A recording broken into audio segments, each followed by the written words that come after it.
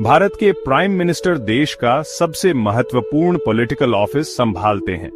India एक parliamentary democracy होने के नाते एक ऐसे सिस्टम के तहत काम करता है जहां प्राइम मिनिस्टर सरकार के हेड होते हैं। यह प्रेसिडेंट की भूमिका से अलग है, जो हेड ऑफ स्टेट के तौर पर काम करते हैं, जो ज्यादातर एक सेरेमोनियल पोजीशन है। प्राइम मिनिस्टर असल में चीफ एग्जीक्यूटिव होते हैं, जो देश की पॉलिसीज को गाइड करते हैं और उसका भविष्य तय करते हैं। लगभग हर नेशनल इंपॉर्टेंस का फैसला प्राइम मिनिस्टर्स ऑफिस से होकर गुजरता है या उससे इन्फ्लुएंस होता है। ये सेंट्रलिटी इस रोल की भारी जिम्मेदारी को दिखाती है, क्योंकि 1 अरब से ज्यादा लोगों की उम्मीदें अक्सर इस ऑफिस से मिलने वाली लीडरशिप की ओर देखती हैं। Prime minister council of ministers को लीड करते हैं, जो यूनियन गवर्नमेंट की मेन डिसीजन मेकिंग बॉडी है। सरकार की ओवरऑल स्ट्रेंथ, स्टेबिलिटी और डायरेक्शन काफी हद तक प्राइम मिनिस्टर की लीडरशिप क्वालिटीज पर डिपेंड करती है। प्राइम मिनिस्टर भारत की डोमेस्टिक और फॉरेन पॉलिसीज के चीफ आर्किटेक्ट भी होते हैं। वे नेशनल एजेंडा सेट करते हैं, economic development, social welfare programmes और इंटरनेशनल रिलेशंस के लिए प्रायोरिटीज तय करते हैं। ग्लोबल स्टेज पर प्राइम मिनिस्टर भारत के मेन रिप्रेजेंटेटिव होते हैं। उनके बयान और एक्शंस काफी वजन रखते हैं, जो भारत की इंटरनेशनल पार्टनरशिप्स और उसकी ग्लोबल स्टैंडिंग को इन्फ्लुएंस करते हैं।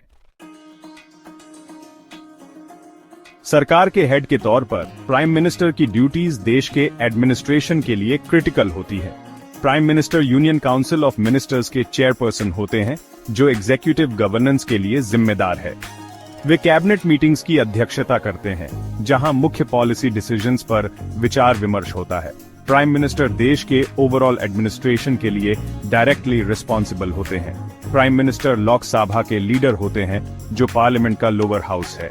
आमतौर पर प्राइम मिनिस्टर उस पॉलिटिकल पार्टी के लीडर होते हैं जिनके पास लोकसभा में मेजॉरिटी सीट्स होती हैं। वे पार्लियामेंट्री डिबेट्स और डिस्कशंस के दौरान सरकार को रिप्रेजेंट करते हैं। प्राइम मिनिस्टर को दूसरे मेंबर्स ऑफ पार्लियामेंट के सवालों का जवाब देना होता है। इस रोल के लिए स्ट्रॉन्ग कम्युनिकेशन स्किल्स और लेजिस्लेटिव प्रोसेसेस की समझ जरूरी है। प्राइम मिनिस्टर के स्टेटमेंट सरकार का ऑफिशियल स्टैंस माने जाते हैं। भारत के प्राइम मिनिस्टर को चुनने का प्रोसेस देश के पार्लियामेंट्री डेमोक्रेटिक सिस्टम का नतीजा है। प्रेसिडेंशियल सिस्टम के उलट प्राइम मिनिस्टर को सीधे पूरी जनता नहीं चुनती।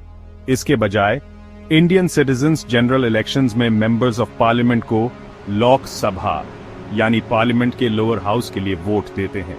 जो पॉलिटिकल पार्टी या एलाइड पार्टियों का कोalition लोकसभा में टोटल सीट्स में से मेजॉरिटी हासिल कर लेता है, उसे नेशनल गवर्नमेंट बनाने का मैंडेट मिलता है। जनरल इलेक्शंस के खत्म होने और रिजल्ट्स के अनाउंसमेंट के बाद भारत के प्रेसिडेंट एक अहम कॉन्स्टिट्यूशनल रोल निभाते हैं। प्रेसिडेंट उस पॉलिटिकल पार्टी या कोalition के लीडर को, जिसने लोकसभा में क्लियर मेजॉरिटी हासिल की है, प्राइम मिनिस्टर का ऑफिस संभालने के लिए फॉर्मली इनवाइट करते हैं।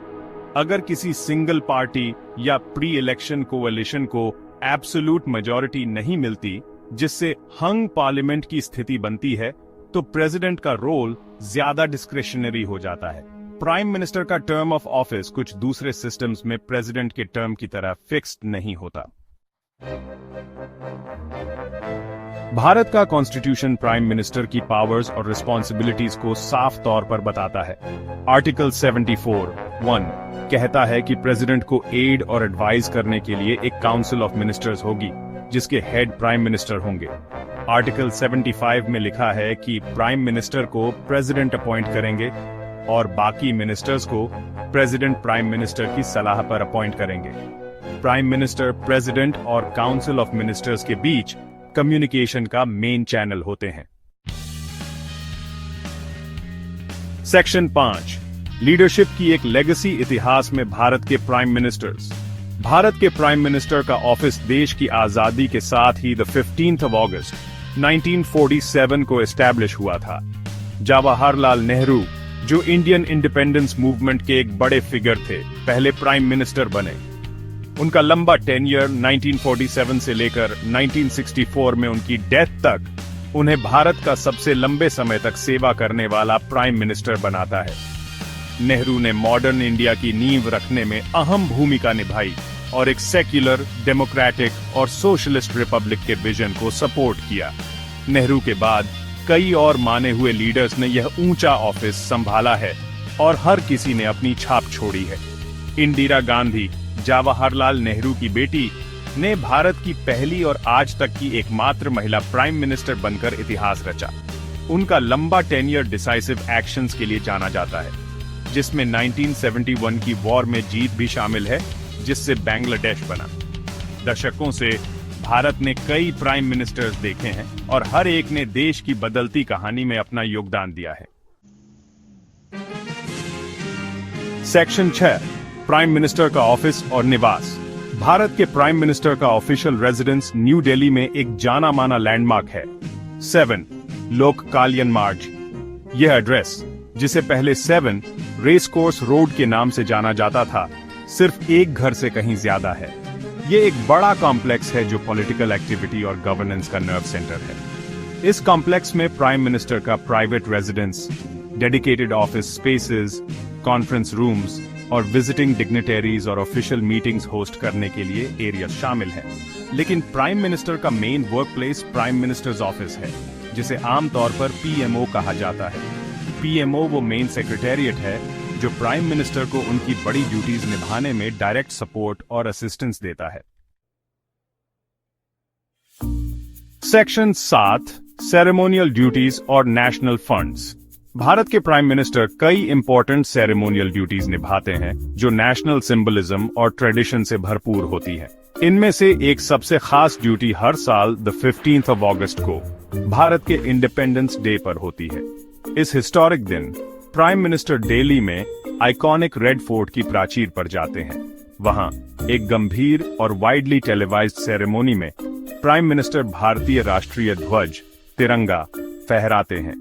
फ्लैग होइस्टिंग के बाद प्राइम मिनिस्टर राष्ट्र के नाम एड्रेस देते हैं, एक स्पीच जो आमतौर पर देश के सफर पर रिफ्लेक्ट करती है, अचीवमेंट्स को हाईलाइट करती है, करंट चैलेंजेस पर बात करती है और भविष्य के लिए सरकार का विजन बताती है। एक और इम्पोर्टेंट सेरेमोनियल ड्यूटी 26 जनवरी को रिपब्लिक डे पर निभाई जाती है, जो भारत के कॉन्स्टिट्यूशन को अपनाने की याद में मनाया जाता है।